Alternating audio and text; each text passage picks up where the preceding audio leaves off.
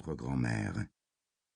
Cela faisait 5 minutes que les larmes coulaient, et comme pour les plaisanteries, la vie avait appris à Brigitte que les plus courtes étaient les meilleures. Il leur fallait une diversion, et vite. « Viens, on va boire un bol de chocolat chaud, et je vais te préparer une tartine spéciale. Ta préférée, continua-t-elle. La spéciale, c'est la tartine double, avec le beurre et la confiture partout, même dans les trous ?» questionna Charlotte subitement très intéressée. « Oui, confirma Brigitte, avec la confiture que l'on a faite ensemble l'année dernière. »« D'accord, je veux bien. Mais il est où, papy ?» interrogea Charlotte en scrutant chaque coin de la maison. « Ah, tu sais bien, il est au travail, » rappela la grand-mère. « Encore? Il est jamais là, » remarqua la fillette, ce à quoi Brigitte se retint d'ajouter « à qu'il détue ?» Avec un sourire fripon, la grand-mère chuchota « Oui, mais quand le chat n'est pas là, les souris dansent. » Après avoir avalé sa tartine à la groseille et s'en être barbouillé généreusement la bouche, Charlotte descendit des genoux de sa grand-mère qui lui tressait les cheveux. « Moi, je suis pas triste. Mémé, je l'aimais bien. Elle me donnait plein de bonbons, mais elle piquait trop sur le menton. Et puis, qu'est-ce qu'elle m'énervait? Il fallait toujours qu'elle me demande dans quelle classe j'étais. Elle disait tout le temps « Mais qu'est-ce que tu as grandi !» La barbe. Visiblement, le chagrin comme la faim avait disparu. Charlotte fila au salon, la tête enfouie dans une grande malle descendue du grenier pour l'occasion. La petite fille fouillait au petit bonheur la chance. Brigitte s'était cassé la tête pour trouver tout un tas d'activités nouvelles qui feraient passer le temps, mais, finalement, sa petite fille avait opté pour les trésors poussiéreux qui avaient enchanté les générations précédentes. « Mamie, qu'est-ce que c'est que ça ?» Charlotte venait d'extraire un ancien téléphone à cadran. Les vieux objets vintage avaient rejoint les autres antiquités depuis peu. « Bah, c'est un téléphone, ma puce. »« Mais pourquoi il y a un fil ?» demanda naïvement la fillette.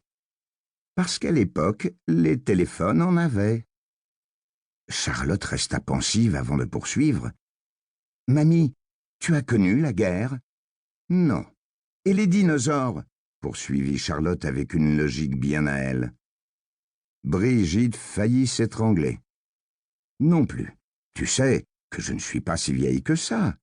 Il n'y a pas si longtemps, j'étais une petite fille comme toi. »« C'est vrai ?» lâcha Charlotte interloquée. Brigitte lui fit un baiser avant de se lever vers la bibliothèque. « Attends, je vais te montrer une photo. » Où ai-je rangé l'album? « Dans ton portable, peut-être » osa la petite. « Tu peux me le passer, moi je sais faire, tu sais. » Brigitte sourit. Elle parcourut les étagères encombrées, saisit 2 épais classeurs et revint s'asseoir à côté de sa petite fille, son doudou sur les genoux. Il ne la quittait décidément jamais. Ouvrant le plus ancien, Brigitte pointa du doigt une photographie d'enfant en noir et blanc, jaunie par les années. « Ça, c'était moi. Je devais à peu près avoir ton âge. » Brigitte décolla le cliché, le retourna et confirma. « Oui, comme toi, j'avais 4 ans. »« Tu avais des cheveux de garçon, » fit remarquer Charlotte l'air sceptique. « C'était pas très beau. Moi, ils sont plus longs. » Sautant du coq à l'âne, la petite fille susurra à l'oreille de Brigitte. « Dis, mamie, je peux avoir un bonbon, s'il te plaît ?» quémanda-t-elle avant de lui offrir son plus beau sourire. Devant la mine séductrice de sa petite fille, Brigitte céda aussitôt sans culpabiliser outre mesure malgré les jolies promesses qu'elle avait faites à sa belle-fille.